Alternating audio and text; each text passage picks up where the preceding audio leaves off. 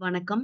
நம்ம இப்ப இந்த வீடியோல என்ன பார்க்க போறோம் அப்படின்னா, அக்கவுண்டிங் ஃபார் மேனேஜர் யூனிட் 5ல நம்ம இப்ப காஸ்ட் ஷீட் ப்ராப்ளம் தான் எப்படி சால்வ் பண்ணணும்ன்றத இந்த வீடியோல பார்க்க போறோம். எஸ், ப்ராப்ளம் பார்க்கலாமா? Mr. Gopal furnishes the following data related to the manufacturing of a product during the month of April 2010.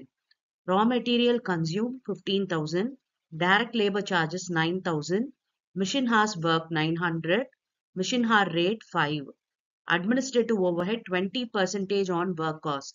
Selling overhead 50 paise per unit. Units produced 17,100. Units sold rupees 4 per unit 16,000.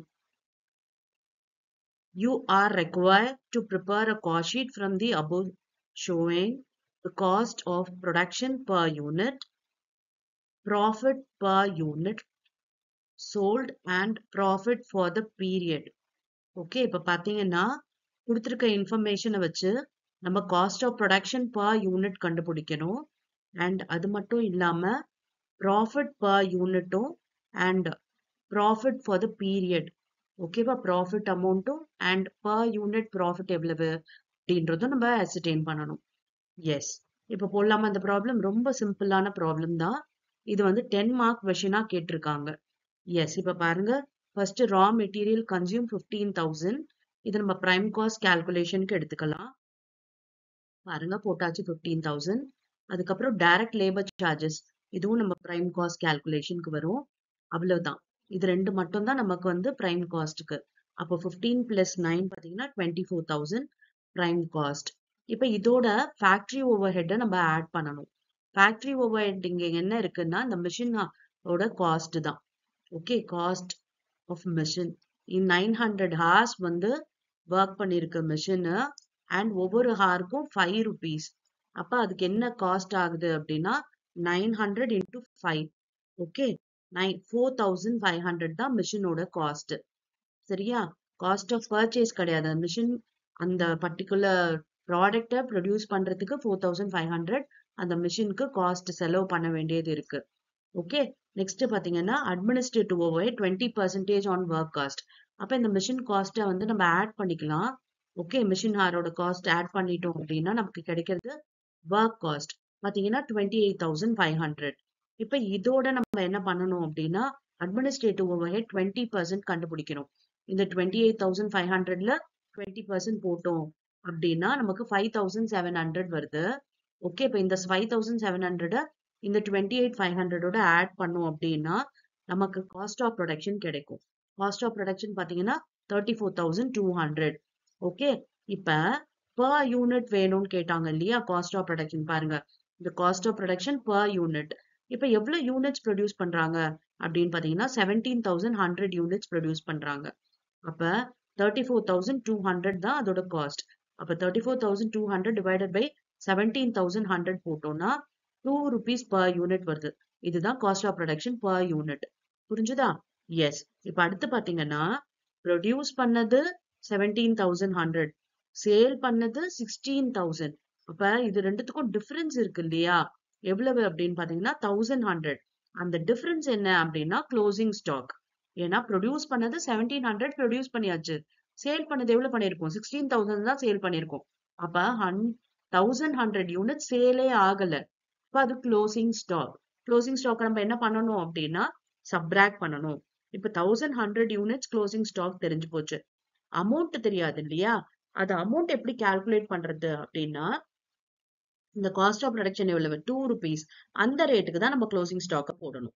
பாருங்க, 1,100 into 2, 2,200 தான் amount closing stock ஓடுது. Okay, இப்ப இதை subtract பண்ணோம்னா வரது cost of goods sold. எவ்வளவு பாத்தீங்கன்னா 32,000. Okay, cost of goods sold வந்து 32,000. இதுக்கு வந்து எப்படி 2 rupees வந்துச்சு அப்படின்னு பார்த்தா எவ்வளவு யூனிட் சேல் பண்ணிருக்காங்க? 16,000 யூனிட் சேல் பண்ணிருக்காங்க. அப்ப இந்த 32,000 divided by 16. Cost of production வரைக்கும் நம்ம என்ன பண்றோம்? 17,100 வரைக்கும் போடணும். ஏன்னா அவ்வளவு யூனிட்ஸ் ப்ரொடியூஸ் பண்ணாங்க. இப்ப இங்க க்ளோசிங் ஸ்டாக்க மைனஸ் பண்ணிட்டோம் இல்லையா? அப்ப நம்ம கிட்ட இருக்க யூனிட்ஸ் எவ்வளவுனா 16,000 தான். சேல் பண்ண யூனிட்ஸ் வந்துடும். ஓகே, இப்ப காஸ்ட் ஆஃப் கூட்ஸ் சோல்டு போட்டு அடுத்து செல்லிங் ஓவர் ஹெட் ஆட் பண்ணணும். செல்லிங் ஓவர் ஹெட் எவ்வளவு பாருங்க? 50 paise per unit. அப்ப 16,000 into 50 paise. போட்டோம்னா 8,000 rupees வருது. ஓகே, இப்ப இந்த 32 ஓட 8 ஆட் பண்ணோம்னா வரதுதான் cost of sales. Cost of sales பாருங்க, அப்ப 40,000 காஸ்ட் ஆஃப் சேல்ஸ். ஓகேவா? இப்ப இந்த காஸ்ட் ஆஃப் சேல்ஸ் தெரிஞ்சிருச்சு. அண்ட் நமக்கு சேல்ஸும் தெரியும். எவ்வளவு யூனிட் சேல் பண்ணிருக்காங்க? 16,000 யூனிட் சேல் பண்ணிருக்காங்க. அண்ட் ஒவ்வொரு யூனிட் எவ்வளவுக்கு? 4 rupees per யூனிட்னு சோல் பண்ணிருக்காங்க. அப்ப 16,000 into 4 போட்டோம்னா பாருங்க 64,000 வருது சேல்ஸ். அப்ப காஸ்ட் ஆஃப் சேல்ஸ் வந்து 40,000, சேல்ஸ் வந்து 64,000. அப்ப இதுக்கு ரெண்டுத்துக்கும் உள்ள டிஃபரன்ஸ் எவ்வளவு அப்படின்னு பாத்தீங்கன்னா 24,000 தான் ப்ராஃபிட். இப்ப ப்ராஃபிட் அமௌண்ட் தெரிஞ்சிச்சு, per யூனிட் வேணும் இல்லையா? அப்ப 24,000 டிவைடட் பை 16,000. ஏன்னா நம்பர் ஆஃப் யூனிட் சோல்டு தான் எடுக்கணும். ஓகே, அப்ப பார்த்தோம்னா 1.5 1 rupee 50 paise தான் profit per unit. Profit amount 24,000. Question அதுதான். Cost of production per unit. Cost of production per unit என்ன அப்படின்னா 2 rupees. கண்டுபிடிச்சோம். அப்புறம் profit per unit sold எவ்வளவு அப்படின்னா profit per unit sold 1.5 and profit for the period எவ்வளவு அப்படின்னா 24,000. இதை எடுத்து கூட நீங்க எழுதிக்கலாம். ஏன்னா கொஸ்டின் நமக்கு அதுதான் கேட்டிருக்காங்க அப்படின்றதுனால. ஓகே, ரொம்ப ஈஸியான ப்ராப்ளம். இது பாத்தீங்கன்னா காஸ்ட் ஷீட் வந்து நிறைய ப்ராப்ளம்ஸ் வந்து ப்ரீவியஸாவே வீடியோஸ் வந்து அப்லோட் பண்ணிருக்கு. ஸோ உங்களுக்கு நான் டிஸ்கிரிப்ஷன்ல அதுக்கான லிங்கை கொடுக்குறேன். நீங்க வந்து பேசிக் காஸ்ட் ஷீட்ல இருந்து ஃபார்மேட்ல இருந்து பாத்தீங்க அப்படின்னா உங்களுக்கு ஈஸியா இந்த ப்ராப்ளம் எப்படி சால்வ் பண்ணுன்றது புரிய வரும். ஓகே, இது பாத்தீங்கன்னா இந்த MBA கொஷின் பேப்பர்ல இருந்த ப்ராப்ளம்ஸ்ல நம்ம சால்வ் பண்ணிட்டு வரோம். எதை மாதிரிலாம் கொஷின் கேக்குறாங்க அப்படின்ட்டு. ஓகே, இப்ப இது கான்செப்ட்ஸ் எல்லாமே பாத்தீங்கன்னா டீடைல்டா ஆல்ரெடி எக்ஸ்பிளைன் பண்ணியாச்சு. அதனால திரும்ப பண்ணல. ஸோ நான் லிங்க் தரேன், அதை பார்த்துட்டீங்கன்னா உங்களுக்கு கான்செப்ட் தெளிவா புரியும். எஸ், இப்போ நெக்ஸ்ட் வீடியோல வேற ஒரு டிஃப்ரெண்டான ப்ராப்ளம் பார்க்கலாம். Thank you for your patient listening.